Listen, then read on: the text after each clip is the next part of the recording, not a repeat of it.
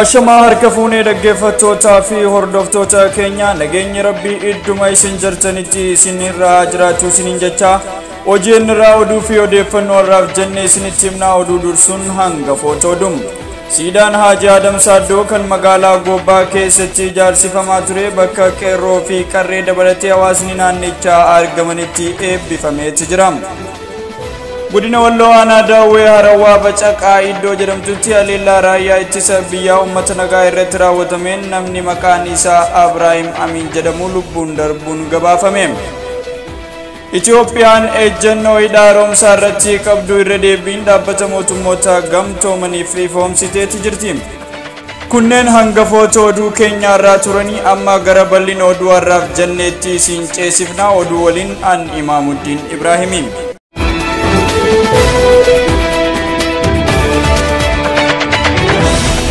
Siidaan Haaji Adam Saaddoo magaalaa Goobbaatti ijaaramee xumuramuun guyyaa har'aa eebbifameeti jira.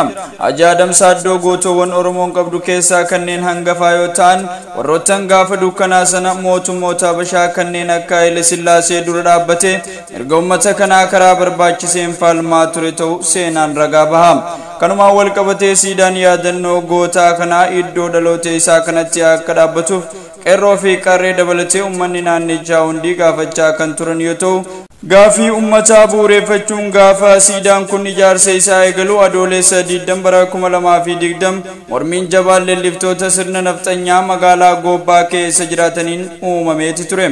Walitti bu'iinsa qeerroo fi humnoota sirna gabroonfattaa leellisan kana gidduutti uumame kanaanis lubbuuleen qeerroo 12 darbuun kan yaadatamudha.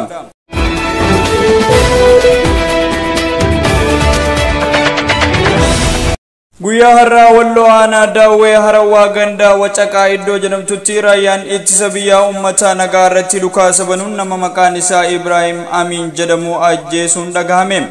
Ibraahim osoo obboleessa isaa waliin gara maasaa qonnaa isaatti bobba'aa jiru haleellaa humnoota waraanaa raayyaa ittisa biyyaa kunneeniin irratti raawwatameen obboleessa isaatiin wal irratti dhahamee obboleessi isaa kun miidhaan qaamaa jabaan irraan kan ga'e yoo ta'u obboleessi isaa Ibraahim battalumatti lubbuun darbu odeeffannoon arganne ni addeessa. Godina Walloo aanaalee garaagaraa keessatti waraanni raayyaa ittisa biyyaa naannicha keessa socho'an uummata nagaa irratti maqaa adda addaa moggaasuun isin deeggartoota shaneeti jee hidhaa fi reebicha garaagaraa irratti raawwachuun namoota ija hawaasaa ta'an ajjeesaa jiraachuu odeeffannoon arganne ni ifoomsa.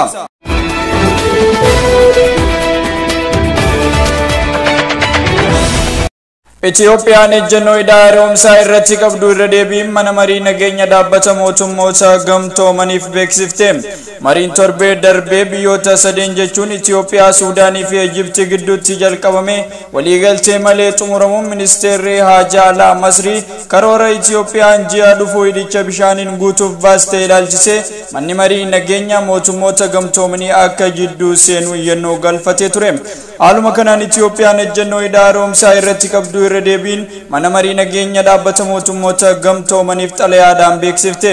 Hidha haaromsa Itoophiyaa guddicha ilaalchisuun Gibxi gaafii mana marii nageenya dhaabbata mootummoota gamtoomaniif dhiyeessuu wal qabatee Itoophiyaan ejjennoo qabdu irra deebiin mana marichaaf ibsa taasifteetti. Kanaanis Itoophiyaan hidhichi sodaa nageenyaa fi tasgabbii ta'uu dhabuu mana marichaaf beeksisteetti.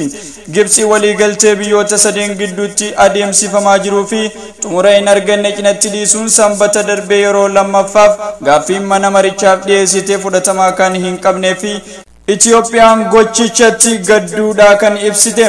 Xalayaan ministeerri dhimma alaa federaalaa obbo Gadduu Andargaachoon mana marichaaf ergan hidhi haaromsa Itoophiyaan ijaaraa jirtu biyyoota yaa'insa gadii akka hin miinee fi sodaa nageenyaa fi tasgabbii akka hin taane irra deebiin mirkaneessaniiti jiru. Kanarra kan darbee adeemsi Gibxi Itoophiyaatti dhiibbaa siyaasaa fi dippiloomaasii hin barbaachifne kaa'uuf yaaluudhaa jedhaniiti jiru. Ministeerri haajaa alaa Itoophiyaa obbo Gadduu Andargaachoo.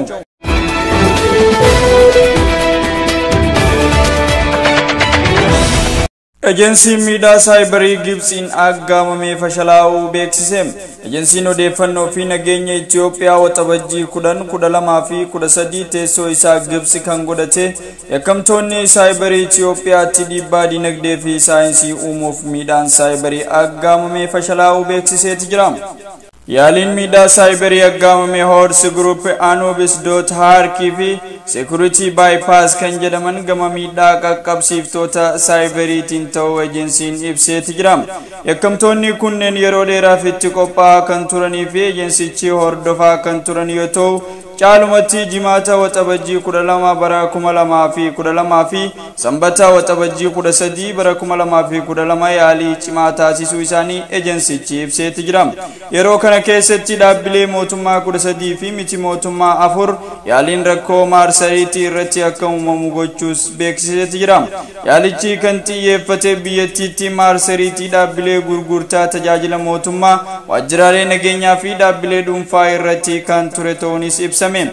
Kaayyoon isaanii ol aanaan hidha haaromsaa irratti keessumattuu guutiinsa bishaanii wal qabate dhiibbaa waliigala biyyattii irratti uumuuf yaaduun akka raawwatan ejensichi ibseeti jira.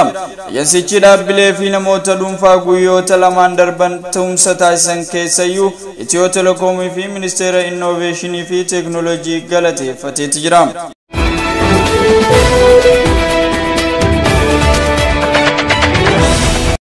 Itoophiyaatti qorannaa sa'aatii 24 darbeetiin namoonni 185 vaayirasii koronaatiin qabamuun mirkanaa'eeti jira. Sa'aatii 24 darbeen qorannaa laaboraatoorii samuuda namoota 3775 hojjetameen namoonni 185 vaayirasichaan qabamuu ministeerri fayyaa beeksiseeti jira. Namoota vaayirasichaan qabaman 185 keessaa 47 dhiirota, 138 dubartoota yoo ta'an umriin isaanii baatii 3 haga waggaa 80 gidduu ta'u ministeera fayyaa FDR Dr. Liyaa Taaddasaan beeksisaniiti jiru. Namoota kunneen keessaa 184 lammiilee Itoophiyaa yoo ta'an takka immoo lammii biyya alaati jedhame. Namoota vaayirasichaan qabaman kanneen keessaa 160 Finfinnee irraa, 7 naannoo Oromiyaa, 2 naannoo Somaalee irraa, 4 naannoo Afar, takka naannoo Hararii fi 7 naannoo Kibbaa irraa, takka immoo naannoo Gaambeellaa irraa, 2 naannoo Amaaraa irraa, takka naannoo Tigraay irraa ta'uunis beekameeti jira. Itoophiyaatti waliigalaan lakkoofsi namoota vaayirasichaan qabamanii 4848 geeraa jedhan.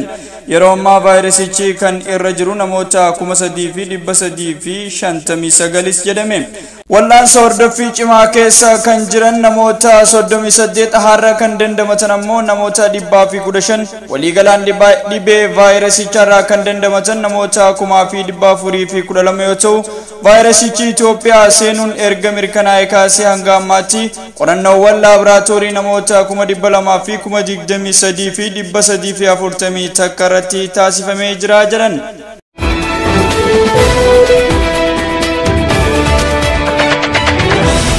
Egaan dhaggeeffattootaa fi hordoftoota keenya kabajamoo kanneen guutuu addunyaatti argamtan OJN irraa oduu fi odeeffannoon guyyaa har'aaf jennee kan haga ammaatti nu faana turtan kana fakkaata.